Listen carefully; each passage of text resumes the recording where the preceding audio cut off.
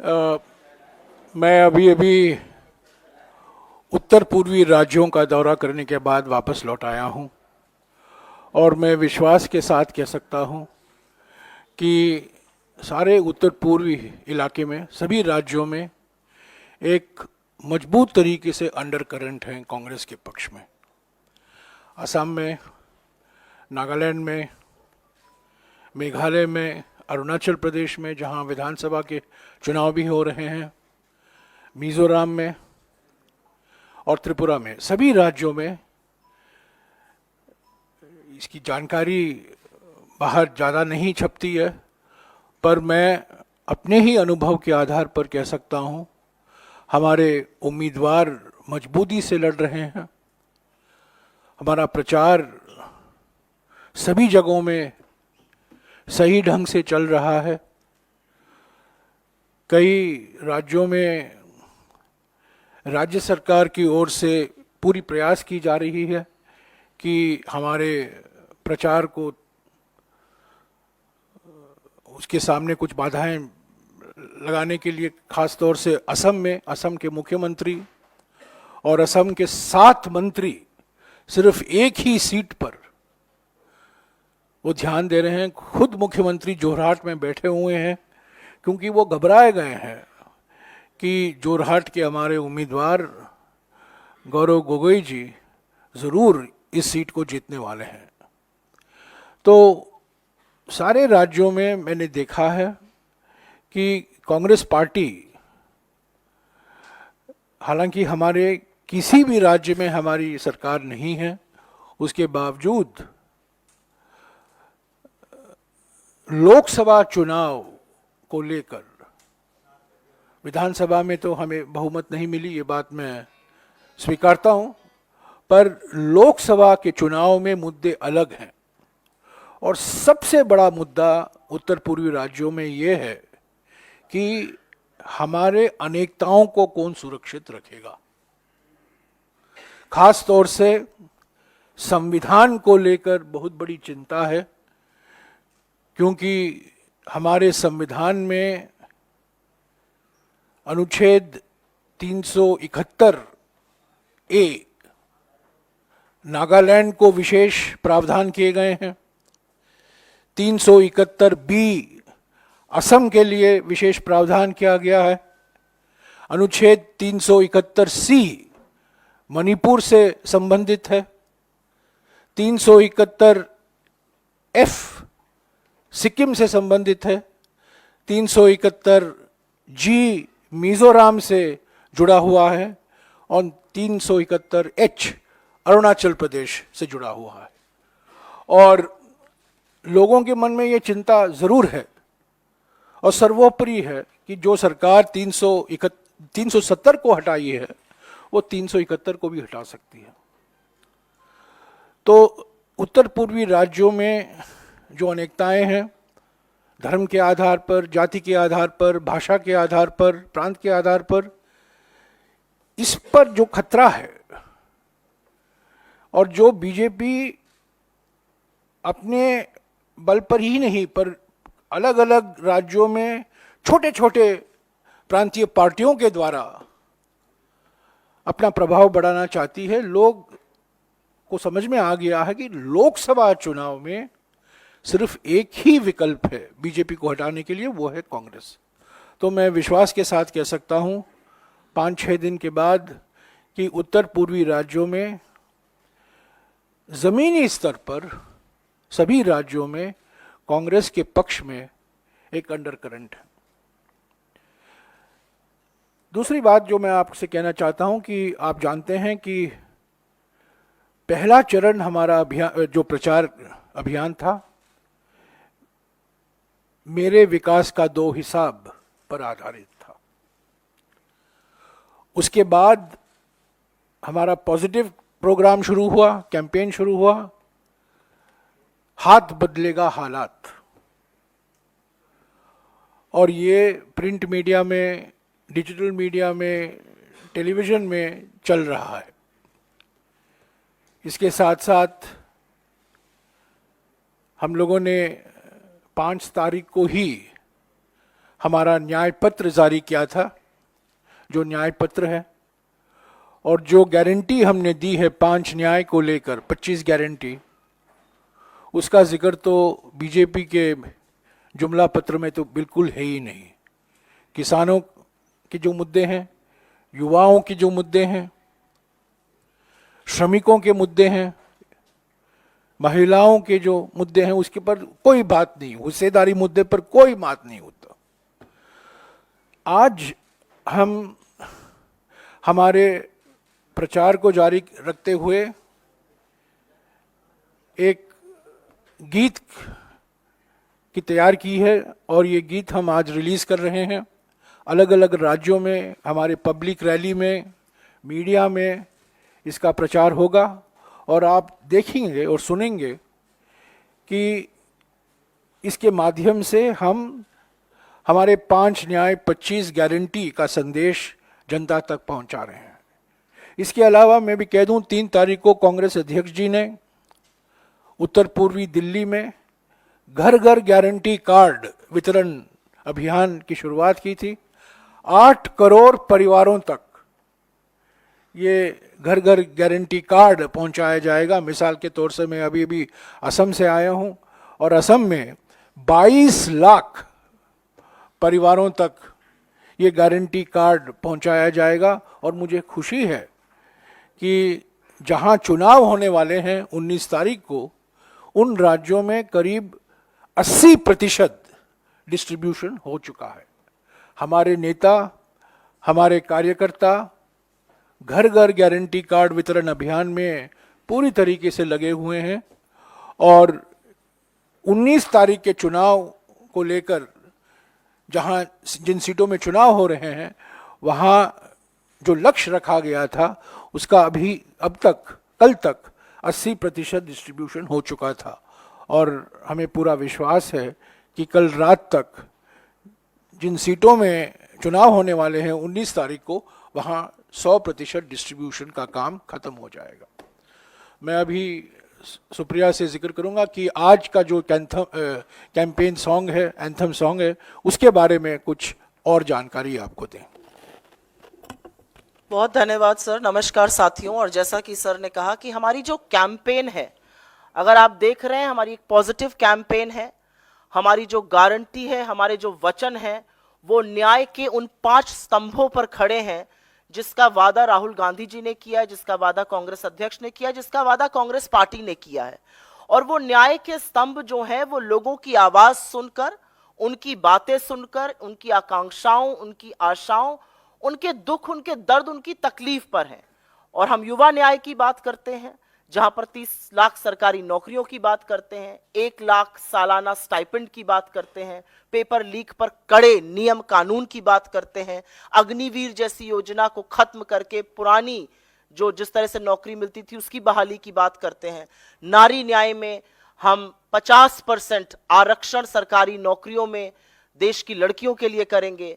देश की गरीब महिलाओं के खाते में डायरेक्ट 1 लाख रुपए सालाना जाएगा। किसान न्याय में हम हर उस बात की बात कर रहे हैं जिस पर मोदी जी ने किसानों को ठगा है। एमएसपी की कानूनी गारंटी देने का हमारा वचन है। हमारा वचन है कि जीएसटी मुक्त खेती होनी चाहिए इस देश में।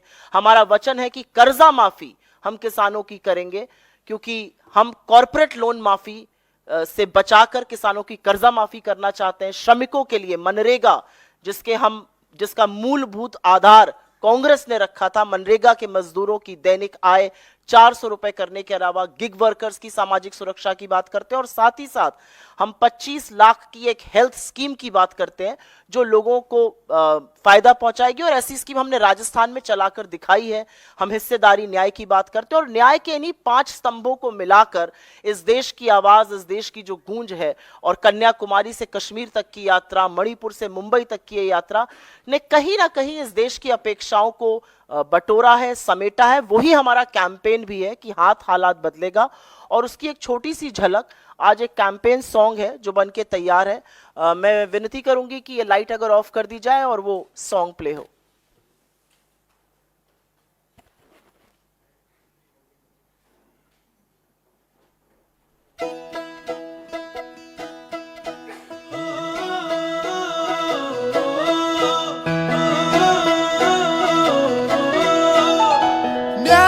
जो बात करे, देश की जरूरत है, हक की जो बात करे, देश देता हिम्मत है। युवाओं में जाकर एक जज्बा जगाकर हम नौकरियां पक्की करेंगे।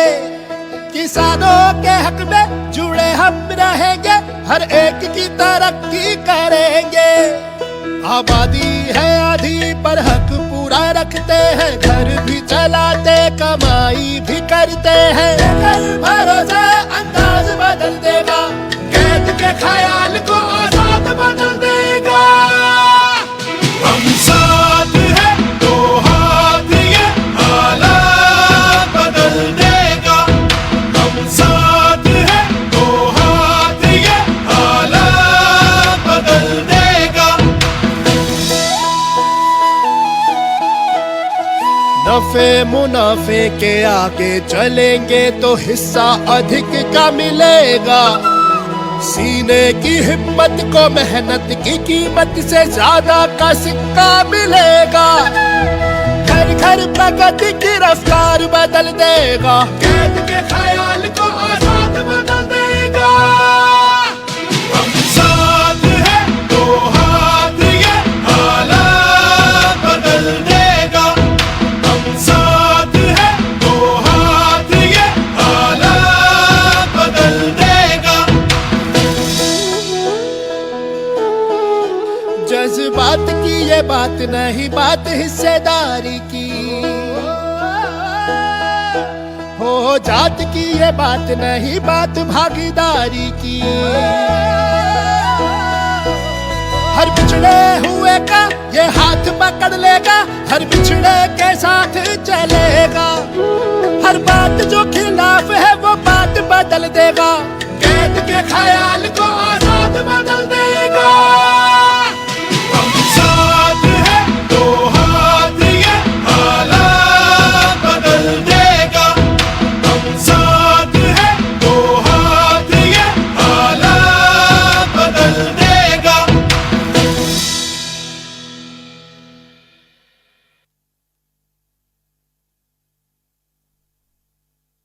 मंत्री जी बार बार तमिलनाडु जाते हैं, बार बार केरल जाते हैं, पर उनको हिम्मत नहीं है मणिपुर जाने की। आज भी गृह मंत्री गए हैं मणिपुर, पर प्रधानमंत्री 1 साल हो गए हैं। प्रधानमंत्री मणिपुर पर उन्होंने अपनी चुप्पी नहीं तोड़ी है। मणिपुर के मुख्यमंत्री से उनकी बात नहीं हुई है, मणिपुर के राजनीतिक दलों से कोई बैठक नहीं हुई है, और सिर्फ 3 मिनट के लिए जब अविश्वास प्रस्ताव पर बहस हुई थी लोकसभा में, सिर्फ 3 मिनट के लिए 123 मिनट का भाषण था और सिर्फ 3 मिनट के लिए उन्होंने मणिपुर का जिक्र किया। और जब मैं उत्तर पूर्वी राज्यों में था, लोग कह रहे थे कि हो सकता है प्रधानमंत्री आए, पर कोई संकेत तो नहीं है कि प्रधानमंत्री वहाँ जा रहे हैं। केरल गए हैं, तमिलनाडु जाते हैं, कर्नाटक जाते हैं, सभी राज्यों में का दौरा करते हैं, पर मणिपुर जाने की उन्होंने हिम्मत नहीं दिखाई है। असम में भी गए हैं, मिजोरम में नहीं गए हैं वो, क्योंकि मिजोरम में जाते तो सवाल उठता आप मिजोरम में गए हैं पर मणिपुर को क्यों नहीं आप आए हैं। और मणिपुर, जैसा कि आप लोग सब जानते हैं, 19 तारीख को चुनाव होने वाले हैं, प्रचार के लिए सिर्फ 2 दिन बाकी हैं, तो लगता है कि प्रधानमंत्री वहां नहीं जाएंगे। तो 1 साल हो गया है भारत का एक राज्य में प्रधानमंत्री ये उचित नहीं समझा। यहाँ 1 साल से हिंसा दिखाई दे रही है समाज में, सैकड़ों लोग मारे गए हैं, लाखों लोग विस्थापित हुए हैं, समुदायों के बीच में भय द्वेष का एक वातावरण फैला हुआ है। और कल भी गृह मंत्री के जाने के पहले कल ही 2 लोगों की मौत हुई है। और मैं समझता हूं कि बड़ा दुर्भाग्यपूर्ण यह है कि 1 साल से प्रधानमंत्री ने मणिपुर का इतना भरपूर तरीके से उन्होंने नजरअंदाज किया है। अगर आपके कुछ सवाल हैं तो हम जवाब दे सकते हैं। Yeah, sure. On this song, overall, why don't you speak about Manipur? Well, I've just come back after a very extensive campaign travel across the Northeast, and I can tell you with a fair degree of confidence that there is a strong undercurrent of support and sympathy for the Congress party, because the issue in the Lok Sabha election is quite different from the issue in the Vidhan Sabha election. The issue in the Lok Sabha election is the preservation of the special provisions for the Northeast in our constitution, 371A for Nagaland, 371B for Assam, 371C for Manipur, 371F for Sikkim, 371G for Mizoram, and 371H for Arunachal Pradesh. There is fear that a government that can bulldoze the abolition of Article 370 can very well bulldoze the abolition of Article 371 and its special provisions. So the most important issue in the Northeast is the preservation of the diversity, religious diversity, linguistic diversity, food diversity, very, very important issue in the Northeast in the last few days is food, the freedom to eat what you want to eat. This is extraordinary. There are people in India today who are afraid of what to eat. So the freedom to eat, the freedom to dress, the freedom to profess one's faith, basic freedoms are at stake, and that is the real issue in the Northeast. And I think I came back, I've had a long association with the Northeast. Of course, we lost the Vidhan Sabha elections. The BJP has a strategy in the Northeast. The BJP has no presence in the Northeast except in Assam, but they are using regional parties to spread its presence. But this is not going to work in the Lok Sabha election, and even in the Assam election. The fact that the Chief Minister of Assam and 7 of his ministers are sitting in one constituency of Jorhat to ensure that our candidate, whose victory is certain, Gaurav Gogoi's victory is certain, that doing all that they can to ensure that Mr. Gaurav Gogoi doesn't win. But I think the people have made up their minds that Gaurav Gogoi, who is the most powerful and most vocal voice of the Northeast in Parliament, should be given the opportunity to represent Jorhat in Parliament this time. So in the Northeast, there is a strong undercurrent of support because of the fear that the diversity of the Northeast is going to be destroyed and the BJP will impose uniformity. And our message in the Northeast is the BJP wants uniformity, the Congress wants to strengthen unity in diversity. That's the simple one-line message that I sought to convey in the Northeast. In addition, we have launched our campaign. We've had Mere Vikas Ka Do Hisab campaign, where we called into account the last 10 years, the Anyay Kal of the last 10 years. Then we moved on to Haath Badlega Halat campaign, which is right now going on in the print, electronic and digital media, which is based on our 5 Nyais, Nari Nyay, Yuva Nyay, Shramik Nyay, Kisan Nyay and Hissedari Nyay. And in addition, we have, through our party organization, taken on the responsibility of distributing 8 crore guarantee cards. And I'm glad to say that as of yesterday, over 80% of these cards for the seats in which elections are going to be held on the 19th, for example, Jorhat, have already been distributed. So our campaign is in full swing. Our Nyay Patra has rattled the BJP. It forced the Prime Minister to use language unbecoming of a Prime Minister, and use our Nyay Patra as an opportunity of injecting even more communal atmosphere into the campaign. The BJP's Modi Festo, 76 pages, 53 photographs, and 69 references to one individual. is silent on unemployment, silent on inflation, silent on issues of farmers, silent on issues of workers, makes no commitments whatsoever except to say from time to time. So, I mean, it has fallen flat. And I think, as of now, the momentum is with the Congress and the India group. We are fighting unitedly. Just today, we have announced that we are supporting the All India Forward Bloc candidate in the seat of Khajuraho, which we had vacated in favor of the Samajwadi Party. But the state government used all its powers to ensure that the nomination of the Samajwadi candidate was rejected, but we have the nomination of the All India Forward Bloc. So we are moving full steam ahead, and on the 17th, that is the day after tomorrow at 9:20 in Ghaziabad, Mr. Rahul Gandhi and Mr. Akhilesh Yadav, the Samajwadi leader, will be addressing a joint press conference. कौन सा press conference? 17 तारीख को गाजियाबाद में राहुल जी और Akhilesh Yadav ji press को संबोधित करेंगे. 9:20 को. 9:20. आप सब निमंत्रित हैं. सुप्रिया आपको जानकारी देंगे. आप ये एक जॉइंट प्रेस वार्ता है जो राहुल जी और अखिलेश जी गाजियाबाद में 17 तारीख को करेंगे. सुबह थोड़ी जल्दी है, 9:20 पर यह प्रेस वार्ता होगी. इसकी लोकेशन आपके साथ साझा कर दी जाएगी. आप सबसे विनम्र निवेदन है, आप अपनी उपस्थिति वहां पर जरूर दर्ज कराइए.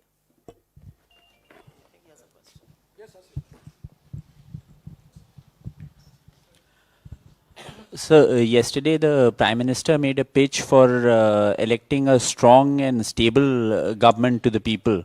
So, how do you look at this statement? He said that in an uncertain world, it's important to elect a strong and stable government. What's your response to him? This election is for electing a strong and stable government, not for re-electing a demagogue.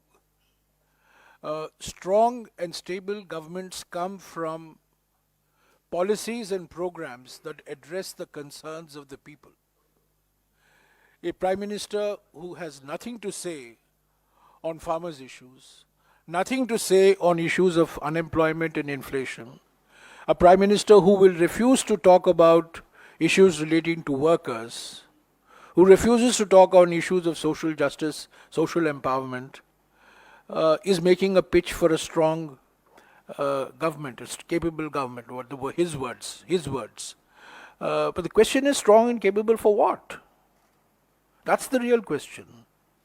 And I think from our Nyay Patra and from the BJP's Modifesto, it's very clear who has the agenda for addressing the concerns of the people. So we are going to the people. Our campaign is based on an agenda that addresses the concerns of women, youth, farmers, workers, the disadvantaged and deprived sections of our society, and that's a positive agenda. And we are confident that we will get a clear, convincing, and absolutely beyond doubt a majority. These words were also used, I recall, in 2004, and the people saw through that game. I think people have seen through this game. These are all signs of a desperate and a nervous Prime Minister. प्रधानमंत्री घबराए हुए हैं, भौकलाए हुए हैं, परेशानी में हैं, इसलिए बार बार वो ध्यान हटाना चाहते हैं. जो मुद्दे हम उठा रहे हैं, जो विषय हम उठा रहे हैं, उस पर तो कोई चर्चा नहीं करना चाहते. आपने देखा है हमारे मैनिफेस्टो को लेकर उन्होंने मुस्लिम लीग की बात की. मुस्लिम लीग और हमारे न्याय पत्र के बीच में क्या ताल्लुकात है, मुझे आज तक समझ में नहीं आया है. पर यह ध्रुवीकरण का एजेंडा है उनका. चुनाव के वक्त हर एक मुद्दे को ध्रुवीकरण के चश्मे से देखते हैं. आपने देखा है खाने के बारे में, डाइट के बारे में भी उन्होंने जिस भाषा का इस्तेमाल किया है, बिल्कुल साफ है कि प्रधानमंत्री को कम्युनल एजेंडा के अलावा और कोई एजेंडा नहीं है। तो ये अभी स्ट्रांग और केपेबल गवर्नमेंट की बात करते हैं। स्ट्रांग और केपेबल गवर्नमेंट ने क्या किसानों को एमएसपी का लीगल गारंटी दिया? जो वादा आपने किया था किसान संगठनों को, जब आपने काले कानून वापस लिए, आपने किसान संगठनों को तो वादा किया था। स्ट्रांग और केपेबल गवर्नमेंट के कार्यकाल में 45 सालों में जितना बेरोजगारी, युवा बेरोजगारी का दर है, स्ट्रांग और केपेबल गवर्नमेंट के कार्यकाल में ही हुआ है। तो ये प्रधानमंत्री बार बार भाषा बदलते रहते हैं क्योंकि वो भोखलाए हुए हैं और परेशानी में हैं। हाँ जी, संकल्प पत्र और न्याय पत्र की तुलना करते हुए बताया, उसमें एक सवाल ये है कि एक तरफ आप जो कह रहे हैं कि किसान कर्ज माफी की बात करते हैं, लोगों को सरकारी नौकरी देने की बात करते हैं, जो एक ट्रेडिशनल तरीका माना जाता है आमतौर पर लोगों को राहत देने का। दूसरी तरफ संकल्प पत्र में बात की जाती है ग्लोबल मैन्युफैक्चरिंग हब बनाने की, निवेश से नौकरी की। तो थोड़ा सा वो आमतौर पर कई लोग कहते हैं कि प्रोग्रेसिव थिंकिंग है, तो इसको कैसे आप देखते हैं? ये हमारे न्याय पत्र में भी है, ये कोई नई बात नहीं है। हमने न्याय पत्र में साफ कहा है, मैंने भी साफ कहा है कि आर्थिक विकास के लिए निजी निवेश बहुत ज़रूरी है।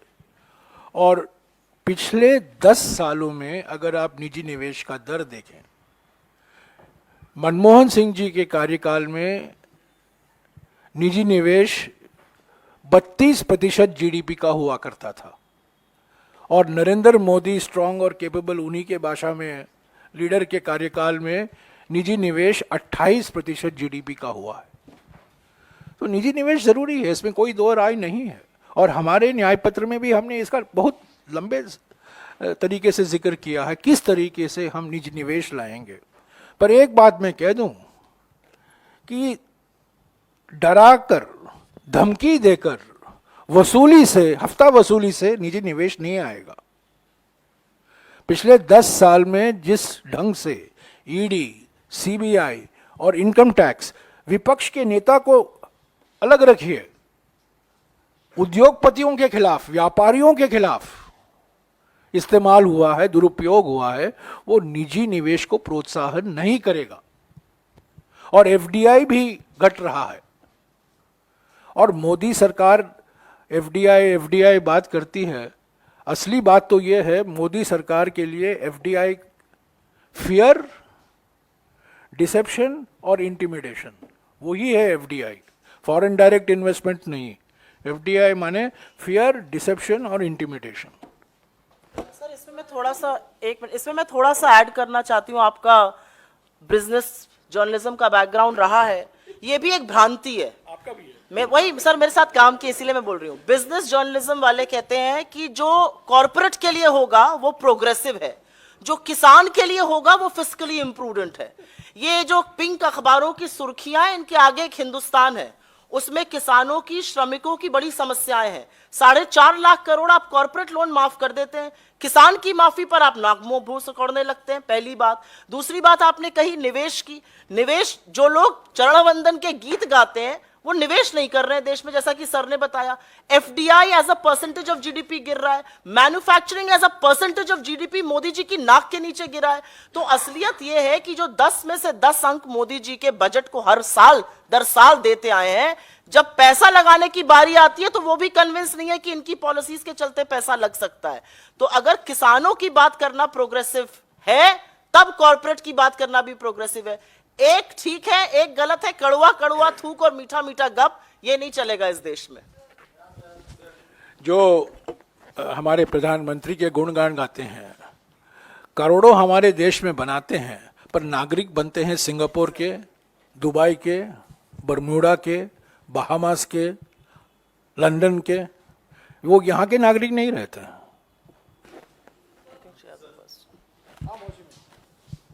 सर ये 2 सवाल थे। एक तो प्रधानमंत्री नरेंद्र मोदी ने सनसनीखेज आरोप लगाया है कर्नाटका में कि कर्नाटक में कुछ विकास नहीं हो रहा है और सारा जो काला धन है वो भेजा जा रहा है कांग्रेस की कैंपेन के लिए, वो उस पर। और कन्हैया कुमार को टिकट 29 से मिला है दिल्ली से। तो मनोज तिवारी कह रहे हैं कि टुकड़े टुकड़े गैंग को कांग्रेस ने 40 दिन के भ्रमण के लिए भेज दिया है। मनोज तिवारी जी, जहां तक मेरी जानकारी है, लोकसभा के सांसद हैं। लोकसभा के सांसद होने के नाते उनकी कुछ गरिमा, कुछ मर्यादा के शब्द होने चाहिए, लेकिन बीजेपी में जब आके ही मर्यादा गरिमा नहीं दिखा रहे तो ये लोग कैसे दिखाएंगे। लेकिन मनोज तिवारी के ही लोकसभा के एक कुलीग हैं जो लद्दाख से भाजपा के सांसद हैं, जामयांग सेरिंग नामग्याल। उनकी पत्नी जेएनयू की पढ़ी हुई है, उनका नाम डॉक्टर सोनम वांगचुक है। उनका कहना है कि जिस तरह के आरोप कन्हैया कुमार पर दुष्प्रचार किया गया, आरोप लगाए गए, एक मोटिवेटेड कैंपेन चलाया गया, और जो ये छुटभैये नेता और दोरूपल्ली के ट्रोल उनके खिलाफ बोलते हैं, ऐसा उन्होंने कभी कहा ही नहीं था। और ये आपके ग्रुप के ग्रुप एडिटर के एक साक्षात्कार में आपके ग्रुप एडिटर को उन्होंने इंटरव्यू में बोला। मैं चाहती हूं कि आप ये बाइट दोबारा चलाइए, दुनिया देखे तो कि लद्दाख के जो बीजेपी के सांसद हैं उनकी पत्नी स्पष्ट तौर से कह रही हैं ऐसा कन्हैया कुमार ने कभी नहीं बोला, वो वहां पर मौजूद थी। मैं चाहती हूं कि आपका मीडिया हाउस उस बाइट को बार बार प्ले करे, किसी ने सच बोला उस सच को दिखाया जाए। बीजेपी क्यों डरती है? क्योंकि जो जो बीजेपी की कलई खोलता है, जो जो उनके झूठ का पर्दाफाश करता है, जो जो नरेंद्र मोदी जी से आंख में आंख डालकर सवाल पूछने की हिम्मत करता है, उसको ये कुछ भी कह देंगे। मणिपुर 1 साल से नहीं मोदी जी जा पा रहे हैं, पूरा लद्दाख सड़कों पर है, वहां के लोगों से बात नहीं करेंगे। देश को विभाजित करने का काम आप कर रहे हैं और आप दूसरों पर आरोप लगाइएगा। असलियत यह है कि आपके कर्नाटका के नेता संजय पाटिल ने जो अभद्र टिप्पणी हमारी महिला मंत्री के लिए की है, सबसे पहले मोदी जी को कान पकड़ के उसके लिए माफी मांगनी चाहिए, उसके बाद कर्नाटका की चीजों पर बोलेंगे। कर्नाटका में जो गारंटी हमने अपने चुनाव प्रचार के दौरान दी थी वो सारी पूरी की है। और मैं आपसे पुनः निवेदन करूंगी, आपका बहुत अच्छा सवाल था, भ्रांतियां दूर करेगा यह सवाल, अपने चैनल पर, अपने डिजिटल प्लेटफॉर्म्स पर उस साक्षात्कार का वो हिस्सा जरूर चलाइए।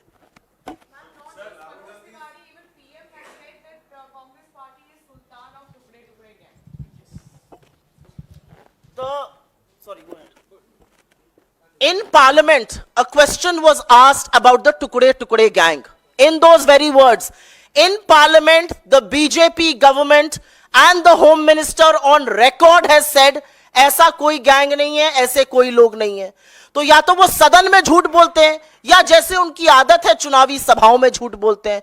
देश के प्रधानमंत्री हैं, 140 करोड़ जनता के प्रधानमंत्री हैं, 10 साल प्रचंड बहुमत की सरकारें चलाई। अरे कुछ काम किया होता तो उसको दिखाकर उसके नाम पर वोट मांगते। पिछला कोई काम है नहीं दिखाने का, आगे की कोई योजना नहीं है, कोई रणनीति नहीं है, तो जो मन में आ रहा है बोले जाओ। कभी किसी के आहार पर, कभी बाड़मेर के कश्मीर को जम्मू कश्मीर का बता दो, कभी सहारनपुर की लकड़ी को लड़की बोल जाओ। यह प्रधानमंत्री के काम है। प्रधानमंत्री को शोभा देता है ऐसी बातें करना? 2 बारी, 1 बार नहीं।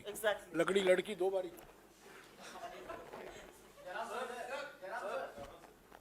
हाँ जी जयराम सर, 2 चॉपर चेक किए गए हैं। राहुल गांधी के हेलीकॉप्टर को भी केरल में चेक किया गया है और इधर अभिषेक बनर्जी के हेलीकॉप्टर को भी चेक किया गया है। चुनाव आयोग बार बार कह रहा है कि इस तरह की सख्ती हम करेंगे क्योंकि हमें डाउट है कि इन हेलीकॉप्टर्स में कुछ ऐसे सामान लिए जा रहे हैं। ठीक है, तो प्रधानमंत्री के हेलीकॉप्टर भी चेक कीजिएगा, गृह मंत्री के हेलीकॉप्टर को भी चेक कीजिएगा। ठीक है, मंजूर है। परसों दिन मेरे गाड़ी का भी चेक किया गया, मेरे शेविंग क्रीम को निकाला गया, टूथपेस्ट को निकाला गया, सारे मेरे सूटकेस को निकाला गया। मैं चुप रहा, मैंने कहा जो कुछ करना करो, कुछ नहीं। प्रधानमंत्री चेकिंग करो, चॉपर, प्रधानमंत्री के चॉपर को चेक करो, गृह मंत्री के चॉपर को चेक करो, सभी चॉपर को चेक करो, लेवल प्लेइंग फील्ड करो। और जाते जाते जो हमारी मांग है वीवीपैट की, उसके लिए हम अपॉइंटमेंट तो दे दो 10-15 मिनट के लिए। आप एक निष्पक्ष संस्था हो, संवैधानिक संस्था हो, अपना अधिकार समझो और बराबर तरीके से सभी पार्टियों के साथ व्यवहार करो। ये प्रधानमंत्री को स्पेशल कैटेगरी स्टेटस मत दो, गृह मंत्री को स्पेशल कैटेगरी स्टेटस मत दो।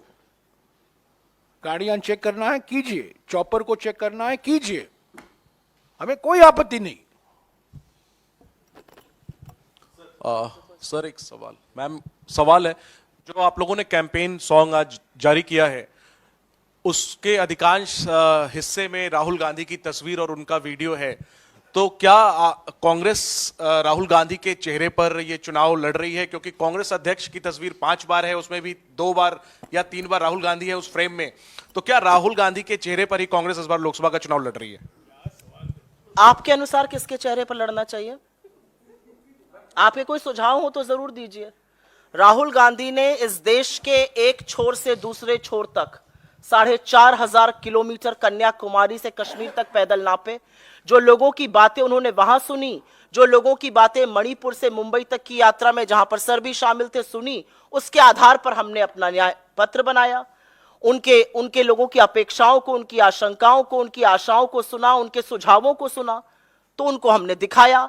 उसमें आपको राहुल गांधी जी नजर आ रहे हैं, उसमें हिंदुस्तान का जो आम जनता है, जो हिंदुस्तान के श्रमिक हैं, जो महिलाएं हैं, जो किसान हैं, जो युवा हैं, जो विकलांग हैं, जो इसलिए चल रहे थे इस यात्रा में क्योंकि उनको इस मुल्क से बेपनाह मोहब्बत है, वो नहीं दिखाई दिए। हमारे अध्यक्ष हैं, बिल्कुल हम उनको दिखाएंगे, हम अपने अलग शीर्ष नेतृत्व को दिखाएंगे, क्यों नहीं दिखाएंगे? अब हम ऐसे सब लोगों को दिखाएंगे जिनको दिखाना चाहिए। इस सवाल का मतलब क्या है मैं नहीं समझ पा रही हूं, लेकिन उन तस्वीरों में जहां पर आपको राहुल जी नजर आ रहे हैं, वहां पर उनके साथ लोग नजर आ रहे हैं। राहुल जी की कोई भी तस्वीर कहीं पर वो अकेले नहीं खिंचाते हैं जैसे मोदी जी हैं। 53 फोटो अपनी ही लगा दी मैनिफेस्टो जुमला पत्र में, तो वहां पर आपको लोग नहीं नजर आए, ये मुझे थोड़ा अजीब लगा।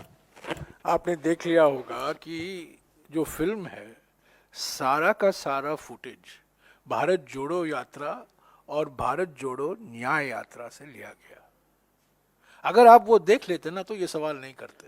नहीं, आपका सवाल वास्तविक है, मैं आपके सवाल से ये नहीं कर रहा हूँ, आपने सवाल ठीक किया और हमें भी मौका दिया। सिर्फ आपने एक ही सवाल पूछा, दूसरा सवाल नहीं है। पर आपने नहीं, अच्छा मुझे मौका मिला। ये फिल्म जो बनाया गया है, सारा फुटेज भारत जोड़ो यात्रा का है, भारत जोड़ो न्याय यात्रा का है। आपने देखा होगा कांग्रेस अध्यक्ष जी का भी, वो ज्यादातर वो भारत जोड़ो यात्रा और भारत जोड़ो न्याय यात्रा के समय का फुटेज है, कांग्रेस अध्यक्ष का भी। तो ये क्योंकि वो एक मौका था, पहले भारत जोड़ो यात्रा, बाद में भारत जोड़ो न्याय यात्रा, और जैसा कि सुप्रिया ने अभी कहा है, कहीं आपको एक ही फोटो राहुल जी का या कांग्रेस अध्यक्ष जी का नहीं दिखाई दिया। सभी लोगों के साथ, महिलाओं के साथ, युवाओं के साथ, किसानों के साथ, श्रमिकों के साथ था, क्योंकि भारत जोड़ो न्याय यात्रा और भारत जोड़ो यात्रा से ही ये फिल्म बनाया गया। सर, बीजेपी के घोषणा पत्र में 2019 में एनआरसी का जिक्र था, लेकिन 2024 के घोषणा पत्र में एनआरसी को हटा दिया गया है। क्या वजह मानते हैं कि क्या बीजेपी को डर लग रहा है एनआरसी को लेकर के अब चुनाव में जाने से पहले? इस देश को विभाजित करना इतना आसान नहीं है, ये भारतीय जनता पार्टी भी समझ चुकी है। इस देश को बरगलाने के लिए कई कानून लाए गए। इस देश में चुनाव के जस्ट पहले 3.5 साल से जो नियम कानून लागू नहीं हुए थे, उनका भी नोटिफिकेशन कर दिया गया। कोई बात नहीं, लेकिन बीजेपी को यह बात अच्छी तरह से समझ में आ चुकी है कि जब जब आप इस देश को विभाजित करने की कुत्सित कोशिश भी करिएगा, यह देश उठ खड़ा होगा हर ओर से। और मैं ये एक बात डंके की चोट से आप लोगों के साथ शेयर करती हूं। आप बीजेपी के कोई भी डिजिटल मीडिया पर, सोशल मीडिया पर, मेन स्ट्रीम मीडिया पर जाकर देखिएगा, वहां पर या तो आपको एक्टर या सबसे बड़े एक्टर मोदी जी या बड़े बड़े स्टार नजर आएंगे, आपको आम लोग वहां कहीं नहीं नजर आएंगे। आप कांग्रेस का कोई भी चीज उठाकर देखिएगा, चाहे हमारे नेताओं की भी बात, उनकी भी टाइमलाइन, कांग्रेस की टाइमलाइन, हम सब की टाइमलाइन, वहां पर आपको आम जनता की आवाज सुनाई देगी। और वो आम जनता क्या कह रही है? हो गया प्रभु, अब बख्श दो। ये असलियत है। So I'm covering the election from a newspaper in Denmark. So my question is maybe zooming out a little bit and not so much on the very specific policies. Two things. First, if you were to mention one thing that you think the Congress is really going to use to win this election, what would that be? And the other thing, if it becomes another big victory for BJP, what will that mean for India? Will that mean that their sort of Hindu nationalism, Hindutva politics will become sort of the only thing that can win a national election in today's India? And what will that mean? Well, it's not, I wouldn't say there's one thing. There are many things, because India is a diverse country. What works in the south may not necessarily work in the north, in the northeast. So our strategy has always been we have a national campaign, but we also have to be sensitive to what the regional and local issues are. But most fundamentally, this election is about saving democracy, it's about saving our constitution. It's saving constitutional provisions relating to secularism, relating to social justice, relating to special provisions for regions like the Northeast. I mean, that's the fundamental issue in this election. It is the preservation of democracy that India has known it to, as we have known India to be, the preservation of our constitution and the values and its provisions. And of course, it's about addressing the concerns of farmers, workers, youth, women, disadvantaged sections of society. So, I mean, every election is important, but this election is more important than most because it's coming at a very crucial time in our history. And whether we will remain a liberal democracy, whether we will remain a republican democracy, whether we will remain a democracy wedded to the rule of law, where there is freedom after speech, not just freedom of speech. You can have freedom of speech, but what happens to after speech, freedom after speech, is also very important. So I think these are the issues that we are fighting, and we are hopeful that the people of India, in a very silent way, are going to give a resounding verdict on the 4th of June in favor of the Congress party and its allies who constitute the India group. Sir, आप कह रहे हैं कि उत्तर पूर्व में कांग्रेस के पक्ष में अंडर करंट है और 4 जून को आपके पक्ष में बहुमत आएगा या आप लोग जीतेंगे। पहली बार कांग्रेस पार्टी 400 से कम सीटों पे लोकसभा का चुनाव लड़ रही है, आप लोग 325 से 335 सीटों के आसपास चुनाव लड़ रहे हैं। कैसे आप लोग सीटों को बढ़ाएंगे, क्योंकि सबसे कम सीटें आई हैं पिछले 2 चुनाव में। और दूसरा सवाल यह कि जब पिछली बार आप लोग सबसे कम सीट पे लड़े थे 2004 में, तब आप लोग सत्ता में आए थे। तो ये दोनों सवालों का जवाब दीजिए। दूसरे सवाल का जवाब तो आपको मिल गया है, आपके सवाल के अंदर है। 2004 में हम सत्ता में आए, परिस्थितियां ऐसी ही थी 2003 और 2004 में जो 2023 और 24 में है। और मैं बार बार कह रहा हूं, 20 साल बाद आप वही देखेंगे जो आपने 2004 में देखा, बहुमत कांग्रेस को मिला। पर 2004 में आपको याद होगा, इंडिया ग्रुप नहीं था, एक गठबंधन था, पर ऐसा राष्ट्रीय स्तर पर हमने जनबंधन नहीं बनाया था जैसा कि हमने 2024 के चुनाव के लिए बनाया है। तो हमें पूरा विश्वास है कि हम उत्तर प्रदेश में समाजवादी पार्टी के साथ, पश्चिम बंगाल में वामपंथियों के साथ, महाराष्ट्र में एनसीपी और शिवसेना उद्धव ठाकरे के साथ, ये 3 राज्यों में जो जितने हम सीट लड़ा करते थे एक ज़माने में, हम इस बार नहीं लड़ रहे हैं। इसीलिए सीटें 400 से कम हैं इन 3 राज्यों की वजह से, खास तौर से। तमिलनाडु में तो हमारा गठबंधन हमेशा रहा, पर इस बार महाराष्ट्र में, उत्तर प्रदेश में, पश्चिम बंगाल में हमने जानबूझकर कम सीटें लड़ी हैं, क्योंकि हम चाहते थे कि एक मजबूत जनबंधन बने और जनबंधन और भी प्रभावशाली हो इन राज्यों में। हमें पूरा विश्वास है कि कांग्रेस पर उत्तर पूर्व में तो हम खुद लड़ रहे हैं, पर आपका सवाल सारे देश को ध्यान में रखते हुए किया गया है। इसीलिए मैं राष्ट्रीय स्तर पर कह रहा हूं, जो बहुमत मिलेगा कांग्रेस पार्टी को और कांग्रेस पार्टी के जनबंधन के घटक दलों को, वो स्पष्ट बहुमत होगा। ऐसा नहीं है कि हमें और कोई नए पार्टियों की जरूरत पड़ेगी। मुझे पूरा विश्वास है कि एनडीए के जो पलटी मास्टर हैं, उनको वापस पलटी जरूरत उनकी नहीं पड़ेगी। जो पार्टियां आज इंडिया जनबंधन के हिस्से हैं, वो इंडिया उसी जनबंधन को बहुमत मिलेगा। और एक बात मैं और कह दूं कि जब इस जनबंधन को जनादेश मिलेगा, उत्तर पूर्वी राज्यों में सारे रीजनल पार्टी जो बीजेपी ने खड़े करके रखे हैं वो वापस कांग्रेस को समर्थन देंगे। आज वो बीजेपी के साथ हैं। 5 जून को मुझसे लिख कर ले लीजिएगा, यही पार्टियां कांग्रेस पार्टी को समर्थन करेंगी, यही नेता, यही मुख्यमंत्री, हो सकता है असम मुख्यमंत्री भी वापसी रोड पर वापस आ जाए। जी चलिए।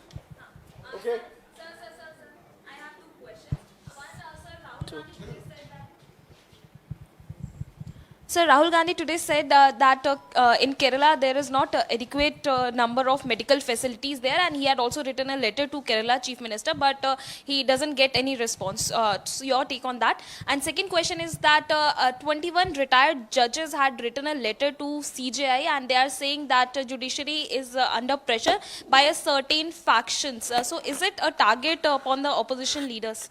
Let me take your second question. I have already tweeted on the second question, so let me repeat what I have said. 21 judges have written this letter. Please see the name under 4, the 4th name in that list, and it will give away the whole objective background authorship of this letter. This letter is a part of an orchestrated campaign of the Prime Minister to threaten, to browbeat and intimidate a judiciary that has flexed its muscles in recent months. A judiciary that has called out India's biggest corruption scandal, the electoral bond scam. It declared it unconstitutional. A Supreme Court which said that there is a breakdown of constitutional machinery in Manipur. That is the target. A Supreme Court in which a very distinguished lady judge was highly critical recently of demonetization. That is the target. So this letter of the 21 judges, Modi-friendly judges, former judges, has to be seen along with that letter of some 600 Modi-friendly lawyers. And this is all an attempt to intimidate, frighten, browbeat an independent judiciary. The greatest threat to judicial independence comes not from the Congress party, but from the BJP. It comes from Mr. Modi. It comes from Mr. Shah. And you see the comments that was made by the distinguished jurist who is the 4th signatory in that letter, in this letter, and the comments he made about the Prime Minister when he was a serving judge, you will know where this letter has come from.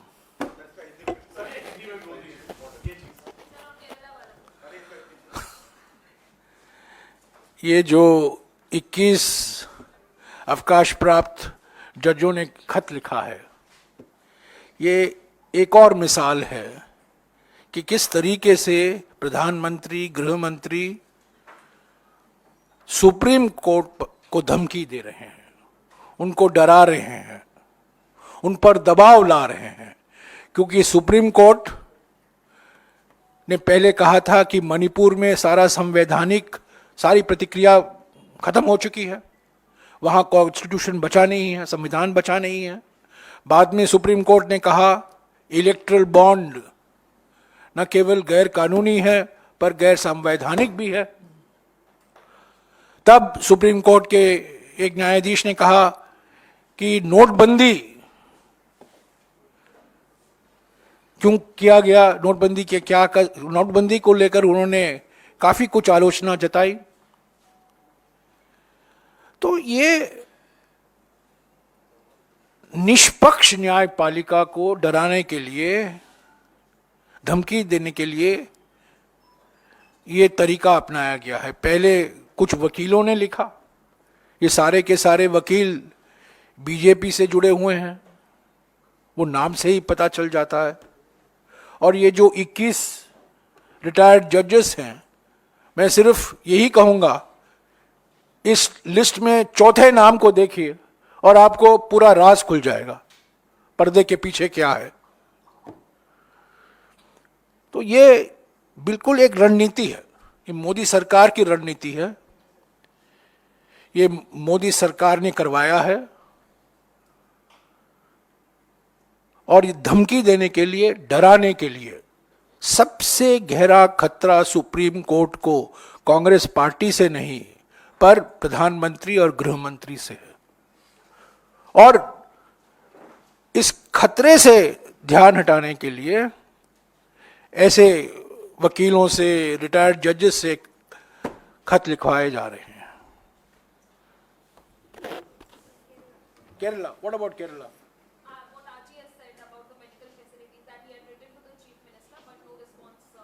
Yeah, he has written and there is no response. What else can be said? The Chief Minister should be more responsive to the letters that members of Parliament from Kerala write to him. Thank you.